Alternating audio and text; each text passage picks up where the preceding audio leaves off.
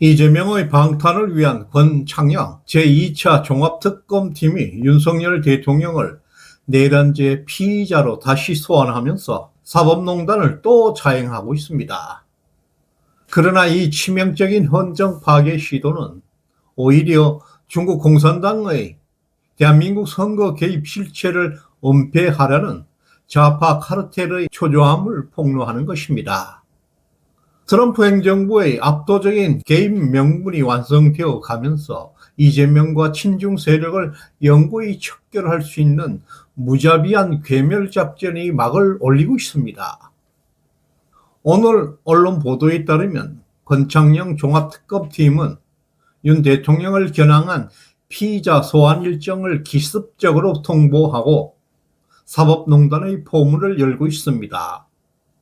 특검팀은 6월 6일 국가안보실의 계엄 정당화 메시지와 관련해서 직권 남용 혐의로 출석을 강제한 데 이어서 6월 13일에도 군 형법상 반란 우두머리 혐의로 추가 출석을 압박하고 있습니다.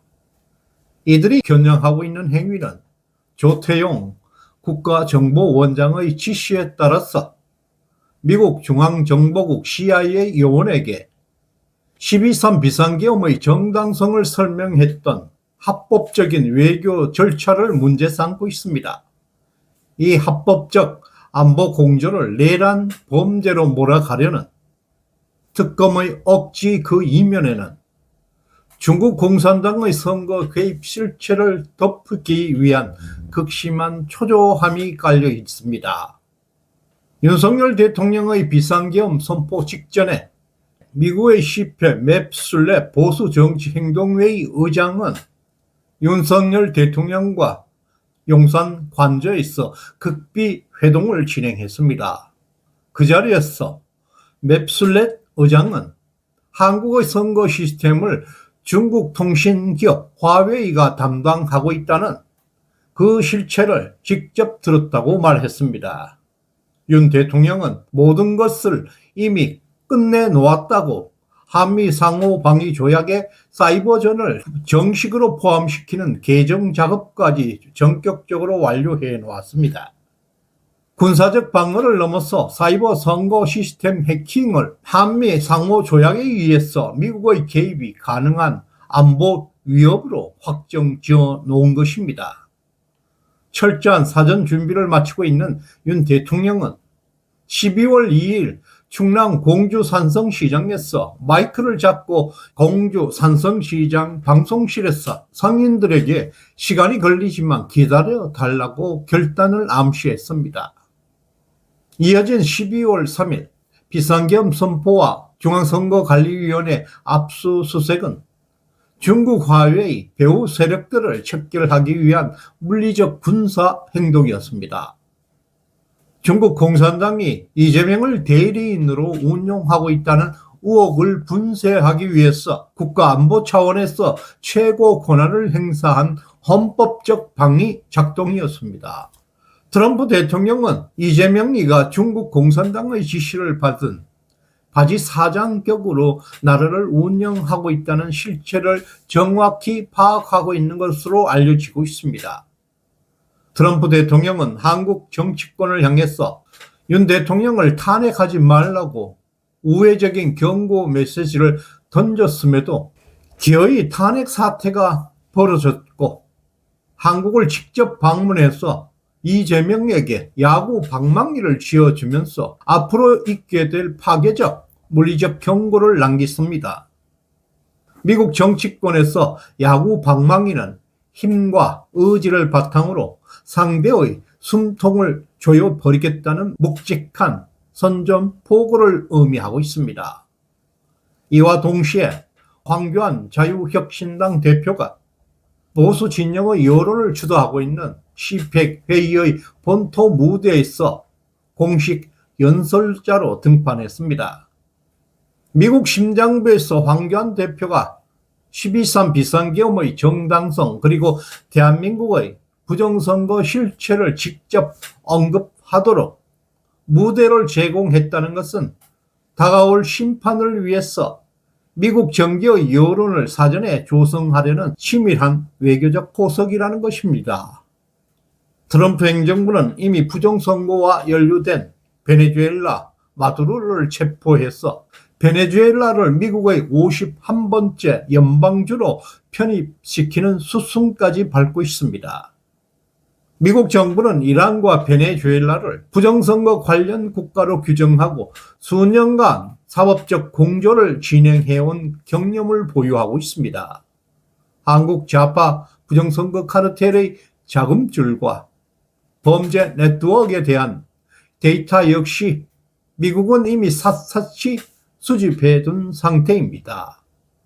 대한민국 유일의 우파 네트워크로 작동 중인 일론 머스크의 X 플랫폼 역시 철저한 인공지능 검증 시스템을 통해서 윤석열 전 대통령의 계정에 여전히 대통령 공식 인증 마크를 변함없이 유지되고 있고, 이것은 일론 머스크의 굳건한 한미 공조의 실체를 입증하고 있습니다. 트럼프 행정부는 글로벌 부정선거 척결에 앞장서 왔던 미셀 스틸을 통해서 이란과 베네수엘라를 포함한 국제적 선거 조작 연계망을 전방위적으로 압박하고 있습니다. 미셀 스틸 신임 주한 미국 대사 내정자는 어제 미국 의회 청문회를 거쳤습니다. 이제 6월에 공식 임명이 진행될 예정입니다. 트럼프 대통령은 대만 방위를 위해서 미국 본토에 있어 전력이 전개되는 시간에 소요되는 전술적 한계를 보완하기 위해서 미셀 스틸에게 전략적 핵심 임무를 부여하고 있습니다. 미셀 스틸은 중국의 대만 침공이 발생할 경우에는 1, 2주 내에 주한미군과 일본 군대가 자동 참전해서 중국과 직접 교전해야 한다고 강력하게 주장해왔던 인물입니다. 이재명과 친중 카르텔은 이제 독자적인 생존 공간을 완전히 상실하고 벼랑 끝으로 내몰리고 있습니다. 현재 윤 대통령이 비상계엄 선포로 인해서 종신형을 선고받고 포격 중이라는 상황은 이것은 단순한 사법적 단죄가 아니었습니다. 윤석열 대통령의 투옥은 12.3 비상계엄이 트럼프 진영과의 사전 교감을 통해서 실행되었다는 것이 입증되고 있습니다. 한미 사이버 방위 조약이라는 상호 명분 아래 트럼프 행정부가 대한민국 부정선거와 친중 세력의 척결에 개입할 수 있다는 국제법적 근거를 축적하고 있는 치밀한 과정입니다.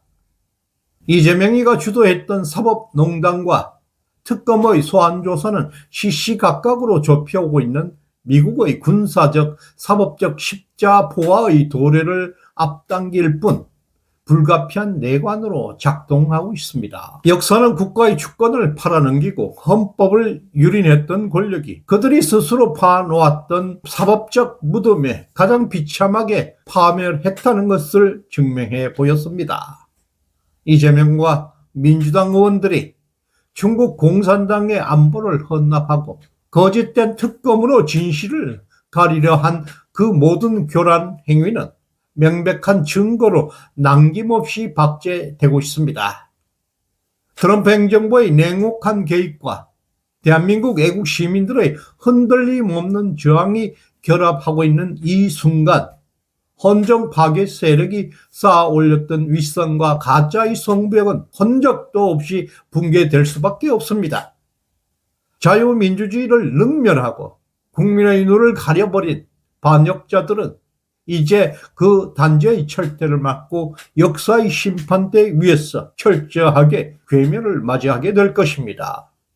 후원해주신 김철성님 대단히 고맙습니다. 다음 시간에 뵙겠습니다. 감사합니다.